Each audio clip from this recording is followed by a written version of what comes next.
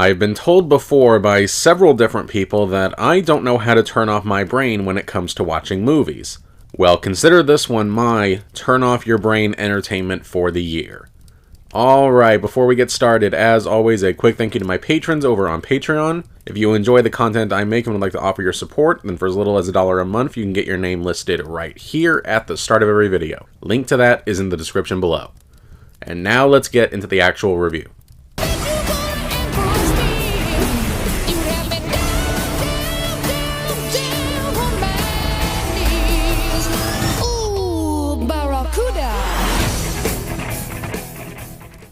Meg 2: The Trench is the sequel to the first Meg film from 2018, based on the book series written by Steve Alten, the series about Jason Statham fighting a giant prehistoric shark. Oh, there's more plot than that, but come on, that's the only reason you might be interested in seeing this. So yeah, this is one of those movies that you're obviously not going in expecting Citizen Kane. You're expecting something that's just kind of dumb and brainless and keeps you at least marginally entertained for 2 hours. So this is a case where if you go in thinking that you're not going to like it, you're not going to like it. Absolutely nothing in this film is going to sway you over to that side. And the problem with reviewing these kind of movies is that different people will have different tolerance levels for the amount of stupid that they're willing to stomach. In my estimation, there are two kinds of stupid cinema: good stupid and bad stupid. And this movie contains both.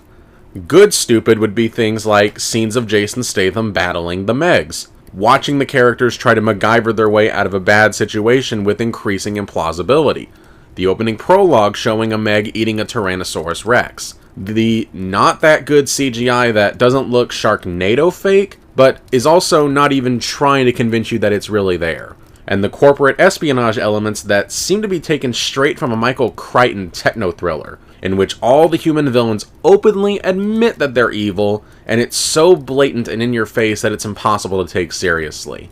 And since I brought it up, I should mention, since this is probably going to throw a lot of people off, the film's second act isn't really a shark attack film. It's a survival film that's set under the sea.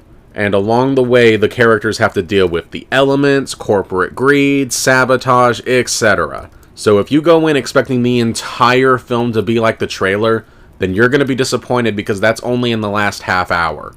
But if you're someone like me who enjoys these kind of throwback to thrillers of the 80s and 90s, then you might actually find it pretty tolerable. But you do need to keep that in mind before you check this film out. Now, with all that being said, the bad stupid cannot be ignored. You got the villains that are so brain dead that they might as well be wearing suicide vests, and it seriously makes you question why none of them even consider bailing on their mission, even when it's made clear that they're in way over their heads. Some of the death-defying stunts from the heroes are just absurd. The scene at the petrol station is a prime example of them pushing the bounds of reality too much. Some things get established only to be immediately dropped, or developments become largely pointless to make it seem like characters are actually doing something important when really they're not. And characters that are supposed to be professional divers and scientists also make really stupid decisions that even a novice wouldn't be making. You know, the same problem that Prometheus had. And then there's just the issue with the fact that I wanted the deaths to be a little bit more memorable and creative. Most of the people that end up biting the dust are just swallowed whole by one of the Megs. And I know, some people are going to say, PG-13, you can't do that, but you absolutely can make some of these deaths more interesting. Jurassic Park managed to do it. You can make some of these kills a little bit more interesting without resorting to excessive blood and gore to sacrifice its PG-13 rating. Bottom line, if you wanted to see a kaiju film starring Jason Statham, then you'll get it. It does deliver on that eventually, but you'll also have to sit through about an hour of stuff that honestly, you probably won't care about to get to it. Me personally, I enjoyed it enough.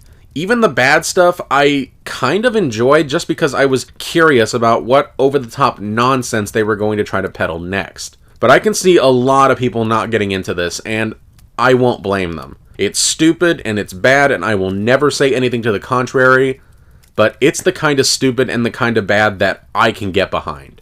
So even though I can't recommend this movie, and this is probably going to shock a lot of you, I'm going to give Meg 2 The Trench, by a hair's breadth, a half full shot. Call it a guilty pleasure if you must, but sometimes I just enjoy watching something dumb, and this hit the spot for me. And I guess that's it for now. Thank you so much for watching. As always, if you want to see my early thoughts of any film I watch or to read more of my reviews, make sure to check out my Letterboxd account. The link to that is in the description below. And make sure that you're subscribed so that you don't miss any upcoming reviews. Have a good day, and I'll see you next time.